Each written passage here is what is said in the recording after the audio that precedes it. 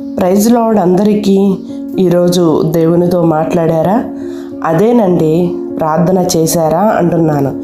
ప్రార్థన అంటేనే దేవునితో మాట్లాడడం కదా. మరి దేవుడు మనతో ఎలా మాట్లాడతాడు అంటే వాక్యం ద్వారా దేవుడు మనతో మాట్లాడతాడు.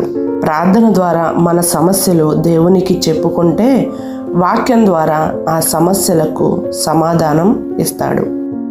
మన ప్రతి సమస్యలు, బాధలు, కన్నీరు, వేదన, దుఃఖము, ఆర్థిక ఇబ్బందులు, ఆరోగ్య సమస్యలు మనుషులకు చెప్పుట వ్యర్థమే. దేవునికి మాత్రమే చెప్పండి. ఎలాంటి పరిస్థితుల్లో అయినా, ఏ సమయంలో అయినా, ఎప్పుడైనా, ఎక్కడైనా ప్రార్థన ద్వారా దేవునికి మొరపెట్టొచ్చు. దేవుడు మీ ప్రార్థన వింటాడు. మనం ఎవరికైనా ఫోన్ చేసినప్పుడు అవతల వాళ్ళు వేరే వాళ్ళతో ఫోన్ మాట్లాడుతుంటే మనకు ఏమని వినిపిస్తుంది? ఎంగేజ్ వస్తుంది.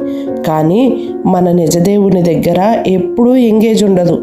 ఏ సమయంలో అయినా, ఎటువంటి స్థితిలో అయినా, ఏ పరిస్థితుల్లో అయినా ప్రార్థన చేసినప్పుడు దేవుడు మన ప్రార్థన వింటాడు.